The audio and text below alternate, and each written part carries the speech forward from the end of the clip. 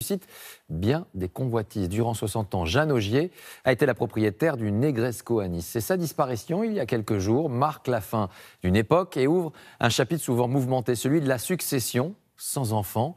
À qui a-t-elle légué cet hôtel de légende? Reportage Didier Brignant avec Virgile Yadot. Sur la promenade des Anglais, face à la baie des Anges, le plus célèbre des hôtels. Avec sa façade Belle Époque et sa coupole, le mythique Negresco. Un joyau mondialement connu qui fête cette année ses 106 ans. Mais aujourd'hui, les drapeaux sont en berne. Jeanne Augier, propriétaire du palace, est morte à l'âge de 95 ans. La fin d'une époque. L'histoire du Negresco commence en 1913 avec Henri Negrescu, un émigré roumain. Toute l'aristocratie européenne se presse alors à l'inauguration de l'hôtel. Un an plus tard, la Première Guerre mondiale éclate et le bâtiment est transformé en hôpital. Dans les années 50, l'hôtel est racheté par les parents de Jeanne Augier, qui va le métamorphoser. La directrice de ce palace, nouveau style, Madame Augier, qui n'est pas hôtelière de profession, a le goût du beau meuble, de l'histoire de France et, sans contredit, elle possède avec l'amour du grand siècle celui du risque. Fascinée par Versailles, Jeanne Augier impose son style. Elle repeint les murs, change les tentures, décore les chambres. Elle crée même les uniformes du personnel.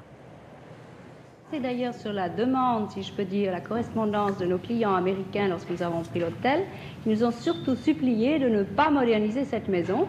Et ce sont eux qui m'ont permis, dans le fond, moi qui suis très éprise du 18e, d'avoir cette idée et d'essayer de la réaliser, de créer de cette maison une maison typiquement française. Nous sommes dans la chambre Empire, une des chambres préférées de Madame Augier. Voilà la suite impériale, imaginée par Jeanne Augier. Tout le mobilier est d'époque, comme ce lit, en bois d'acajou. Une chambre, un style, une époque. C'est très important, elle y tenait énormément. C'était sa signature. Sa signature, on la retrouve partout dans l'hôtel. Derrière les portes des 125 chambres, on découvre les grandes périodes de l'histoire, de Louis XIII à nos jours. Pour faire vivre ces 5 siècles, le Negresco dispose même de son propre atelier d'art. Albéric Liéron est tapissier. Il a imaginé une nouvelle tête de lit pour une des suites de l'hôtel. Avec la soie et puis les fils métalliques, toutes les ombres vont bien ressortir. Le but ici, c'est vrai que c'est quand les gens ils arrivent, quand ils rentrent dans une chambre, eh ben, qu'ils soient surpris en fait, qu'ils aient un côté vraiment waouh. Un établissement unique au monde, aussi pour le nombre impressionnant de ses œuvres d'art, plus de 6000. Un hôtel-musée qui abrite des tableaux et des sculptures exceptionnelles. De quoi attirer les stars du monde entier, comme Michael Jackson en tournée à Nice, ou Alain Delon et Mireille Darc pour le film Les Seins de glace. Aujourd'hui, le Negresco fait toujours figure d'exception.